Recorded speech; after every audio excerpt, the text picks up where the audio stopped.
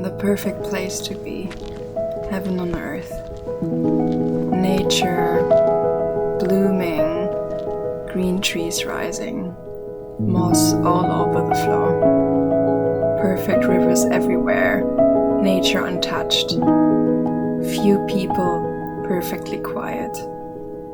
Isolated, calming, home. These are a few of the words and feelings I usually got when I saw a picture or a video of Sweden. I dreamt about being in Sweden for many years now, and as mentioned in an earlier video, I didn't want to neglect my dreams no more, so at that point my desire to travel was so big already that I considered myself to be traveling for longer. I even considered like a half-time van life something situation, so I wanted to be able to travel for many weeks or even months. So I packed a lot of stuff.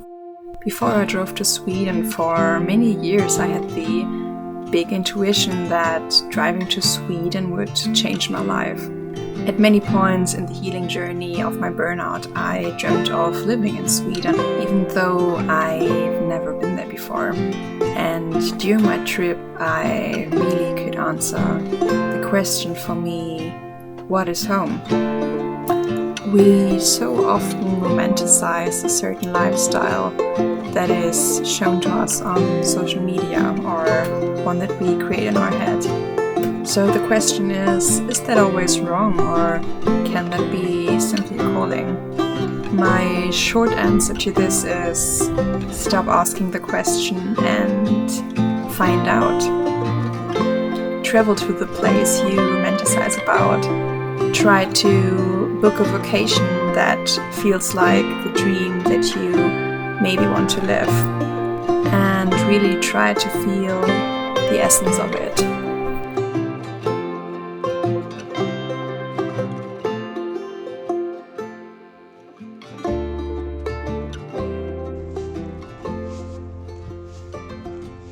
When I crossed the Swedish borders after hanging out a few days at the Eastern German Sea, I soon recognized this untouchedness of nature which made me so emotional.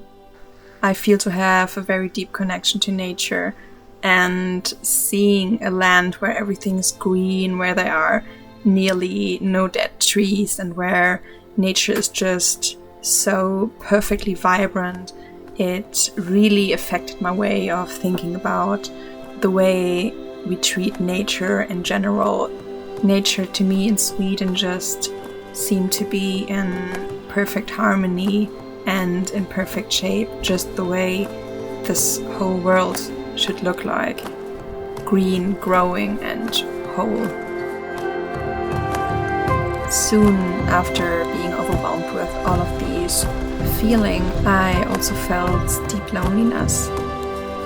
I have been at many points in my life where I loved the idea of being completely alone and isolated, but actually experiencing this, being in a forest where you don't hear anything but the animals and see no one but the trees, it actually made me feel anxious.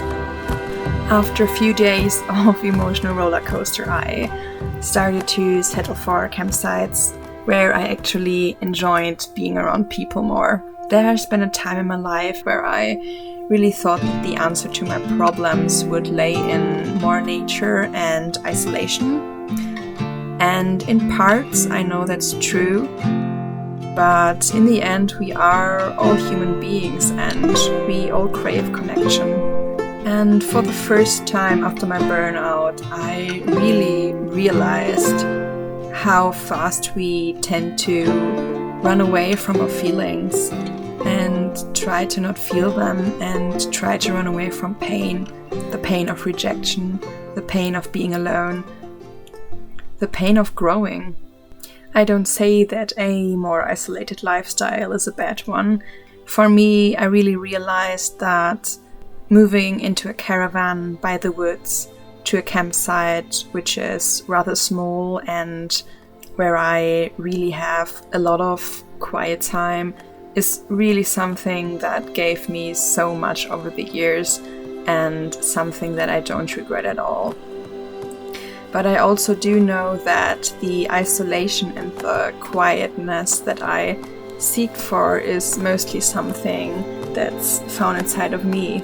Because the noise won't stop also, or at least not for a long time, if you are in a quiet, natural environment. Actually, the noise inside your head will get even louder, and I think that at one point we all have to come to the conclusion that isolating from our pain and from the possibility to grow from it is something that can drag us deeper and deeper down. I'm not saying that we should push ourselves endlessly and that we should not change our life when we have a burnout. I do think that we really need to do that. I'm just saying that we need to find a balance. We need to get rest when we need rest. We need to communicate our boundaries. We have to realize when we've worked too much. We have to reflect on ourselves and feel when we need to change our life. And yes, we do need pauses from pain. We need to calm. We need alone time. But pain in itself is inevitable. Running away from it really makes it stick even more in the long term. For me, I figured that the solution is never in an extreme. The extreme of isolation or the extreme of pushing through.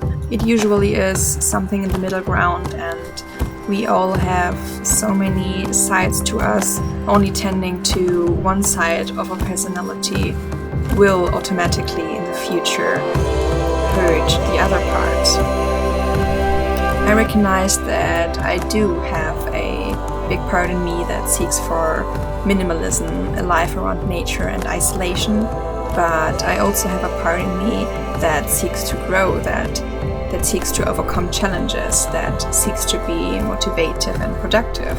A side of me that loves people and that wants many close friendships.